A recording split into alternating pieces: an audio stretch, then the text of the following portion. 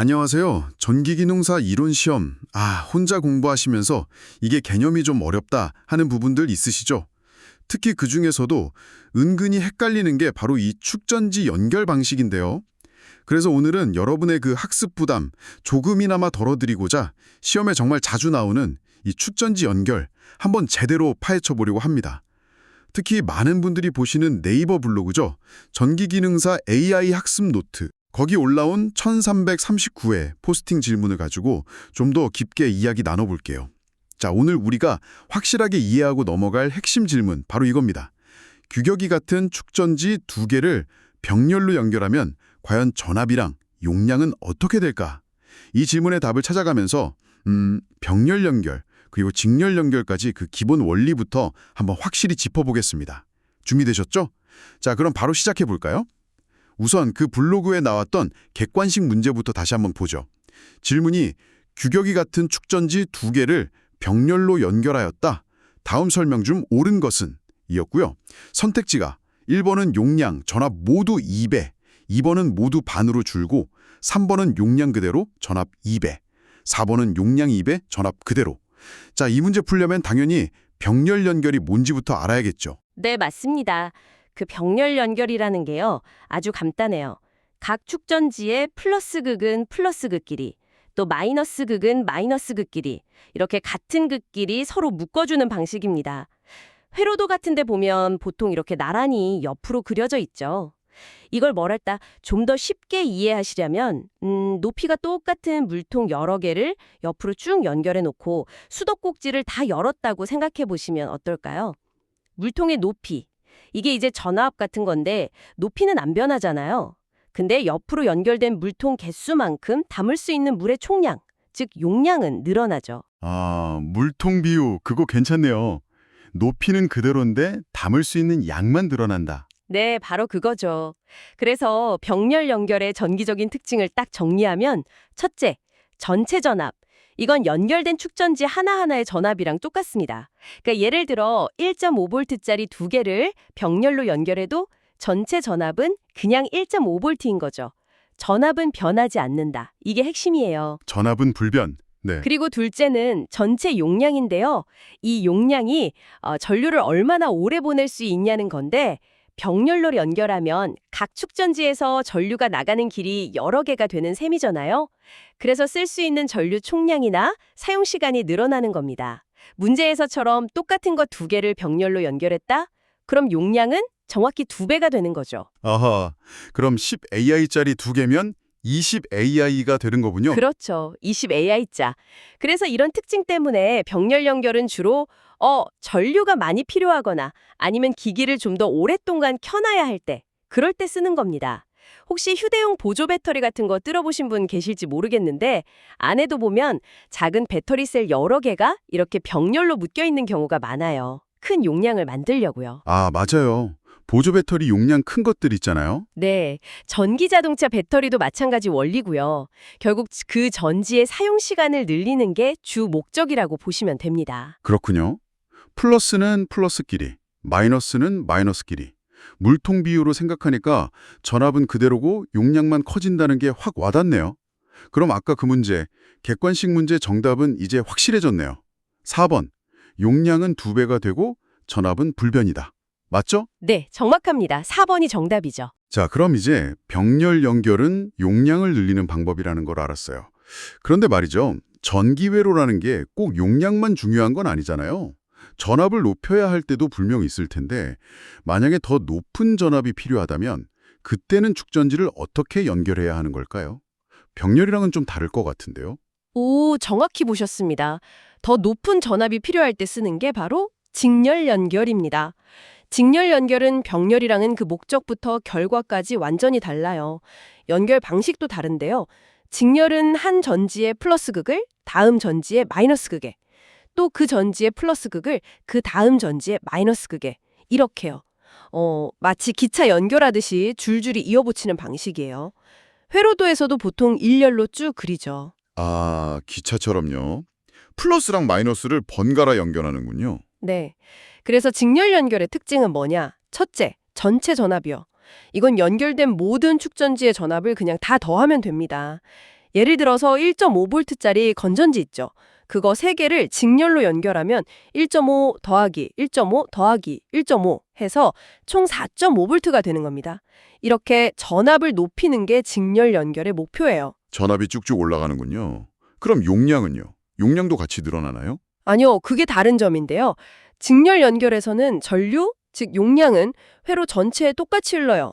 그러니까 연결된 축전지 중에서 용량이 제일 작은 거 기준으로 제한이 되고요. 만약 다 똑같은 규격의 축전지를 직렬로 연결했다면 전체 용량은 그냥 축전지 하나짜리 용량이랑 같습니다. 아, 용량은 그대로다. 네, 용량은 증가하지 않아요. 이게 병렬 연결과의 결정적인 차이죠. 와, 진짜 완전 반대네요. 그렇죠. 그래서 직렬 연결은 주로 더 높은 작동 전압이 필요한 기기에 쓰입니다. 여러분 어릴 때 가지고 놀던 장난감 자동차나 아니면 손전등, TV 리모컨 같은 거 생각해 보세요. 건전지 여러 개 길게 넣잖아요. 아, 맞아요. 2개, 3개씩 길게 들어가죠. 네, 그런 경우가 대부분 직렬 연결이에요. 필요한 전압 3V나 4.5V, 6V 이렇게 만들려고요. 이론적으로야 전지 수명 자체는 하나 쓸 때랑 비슷하겠지만 높은 전압으로 힘은 세지는 대신에 사용 시간 자체가 늘어나진 않는다고 보시면 돼요. 아, 이제 확실히 비교가 딱 되네요. 정리해보면 병렬 연결은 전압은 그대로 두고 전류 흐르는 길을 여러 개로 만들어서 총 용량, 그러니까 쓸 수 있는 시간을 늘리는 방식. 그리고 직렬 연결은 전압이라는 힘 자체를 단계별로 쭉쭉 더해서 더 높은 힘, 즉 높은 전압을 만드는 방식. 이때 용량은 그대로고요. 아까 그 블록 쌓기 비유로 다시 생각해보면 병렬은 옆으로 넓게 펼쳐서 바닥 면적, 용량을 키우는 거고 직렬은 위로 높이 쌓아서 높이 전압을 올리는 거네요. 네, 아주 좋은 비유입니다. 그 원리를 이해하시는 게 정말 중요해요. 그리고 실제로는요, 특히 좀 복잡한 시스템에서는 이 2가지 방식을 섞어서 쓰는 경우도 아주 흔합니다.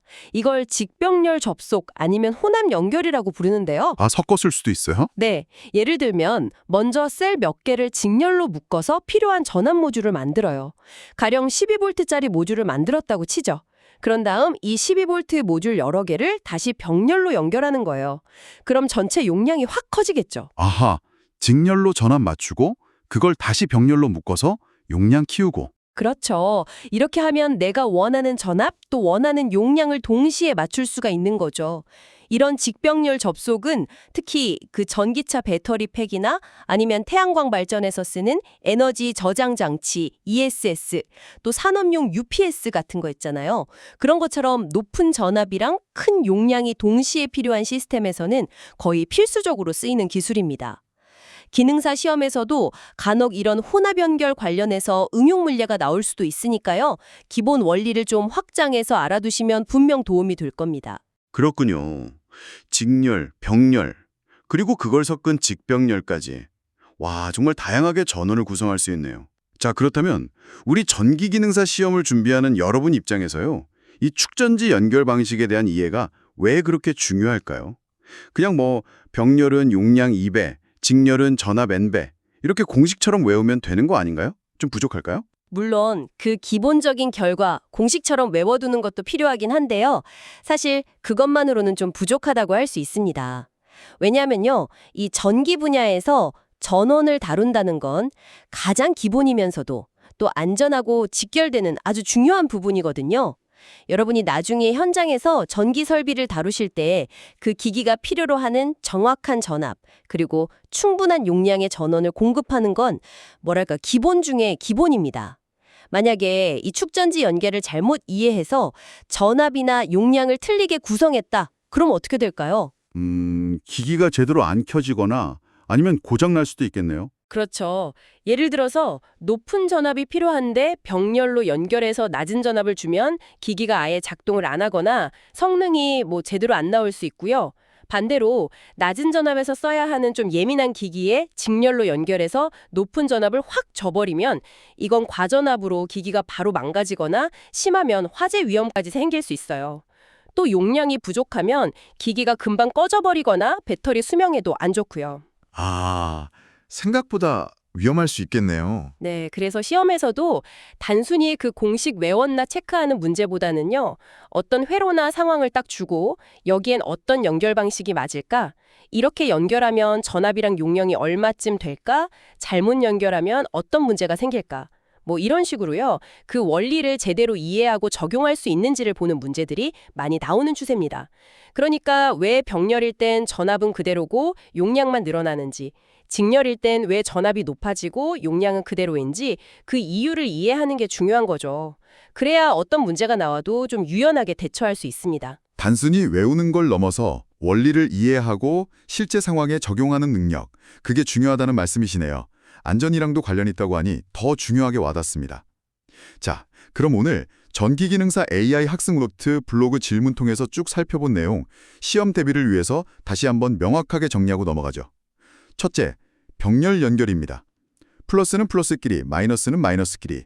이렇게 하면 전체 전압은 개별 축전지 하나랑 똑같다, 불변. 대신에 전체 용량 AH는 각 축전지 용량을 다 더한 만큼 증가한다. 규격 같은 거 2개면 용량 2배. 이게 오늘 문제의 답이었죠. 용량 2배, 전압 불변. 주로 사용시간 늘릴 때 쓴다. 네, 맞습니다. 둘째, 직렬 연결. 플러스와 마이너스를 기차처럼 번갈아 연결. 이 경우에는 전체 전압이 각 축전지 전압을 다 더한 만큼 증가한다. 1.5V 세개면 4.5V. 하지만 전체 용량 AH는 축전지 하나일 때랑 똑같다. 불변. 주로 더 높은 전압이 필요할 때 쓴다. 이 두 가지 확실히 구분되시죠? 네, 아주 깔끔하게 정리해 주셨네요. 특히 시험 앞두고 계신 분들은 이 두 가지 연결 방식의 결과 차이, 그러니까 전압과 용량 변화를 절대 헷갈리시면 안 됩니다. 제가 아까 말씀드린 것처럼 병렬은 넓게 연결해서 용량을 늘리는 거고, 직렬은 높게 쌓아서 힘, 전압을 키운다. 이렇게 이미지로 기억하시면 좀 도움이 될 거예요. 그리고 참고로 말씀드리면 실제 전지 안에는 내부 저항이라는 게 있어서 아주 정밀하게 따지면 이론 계산값이랑 약간 차이는 있을 수 있어요. 근데 기능사 이론 시험 수준에서는 보통 이상적인 상태를 가정하니까 지금 말씀드린 기본 원리에 충실하시면 됩니다. 네, 내부 저항 얘기도 참고하면 좋겠네요. 그렇다면 이 내용을 아는 것이 단순히 시험 합격을 넘어서 여러분이 앞으로 전기 기술자로서 성장하는데 어떤 의미가 있을까요? 그건 바로 전기 시스템의 가장 기본 요소인 전원을 제대로 이해하고 또 안전하게 설계하고 관리할 수 있는 기초 역량을 갖추게 된다는 의미입니다. 이게 작게는 간단한 회로 꾸미는 것부터 시작해서 크게는 복잡한 산업 설비의 전원 시스템까지 이 직렬 병렬 연결의 원리는 정말 어디에나 적용되거든요. 기본 중에 기본이면서 모든 것에 적용되는 원리군요. 그렇죠. 자, 이제 마지막으로요. 여러분께 스스로 한번 좀 깊게 생각해 볼 만한 질문을 하나 드리고 싶습니다. 오늘 우리는 주로 규격이 같은 축전지를 연결하는 좀 이상적인 상황을 다뤘잖아요. 그런데 만약에 실제 현장에서요, 규격이 다른 축전지, 예를 들어서 용량이 다르거나 아니면 만드는 회사가 다르거나 심지어 사용한 정도, 그러니까 충전 상태나 좀 낡은 정도가 다른 그런 축전지들을 어쩔 수 없이 병렬로 연결해야 한다면 그때는 과연 어떤 일이 생길 수 있을까요? 규격이 다른 것들을 병렬로 연결한다고요? 뭔가 문제가 생길 것 같은데요? 그냥 단순히 용량이 합쳐지고 전압은 유지될까요? 혹시 뭔가 예상치 못한 문제는 없을까요? 예를 들면 용량 큰 배터리가 작은 배터리 쪽으로 역으로 충전을 시키진 않을지, 아니면 그 내부 저항 차이 때문에 한쪽 배터리에만 무리가 가지는 않을지, 이런 것들이 전체 시스템의 효율이나 안전성에는 또 어떤 영향을 미칠지, 이런 부분들을 한번 고민해 보시면 좋겠습니다. 이건 이론 시험을 넘어서 실제 현장에서 정말 안전하고 효율적으로 작업하기 위해 꼭 알아야 할 중요한 실무 지식이 될 수 있거든요. 와, 정말 현실적이면서도 중요한 질문이네요. 규격이 다른 배터리를 병렬 연결할 때 생길 수 있는 문제점과 고려사항들. 네, 여러분도 꼭 한번 깊이 생각해 보시길 바랍니다. 자, 오늘 저희가 준비한 축전지 연결 방식에 대한 심층 분석 여기까지입니다. 전기기능사 시험 물론 쉽지 않죠. 하지만 꾸준히 하시면 분명 좋은 결과 얻으실 수 있을 겁니다.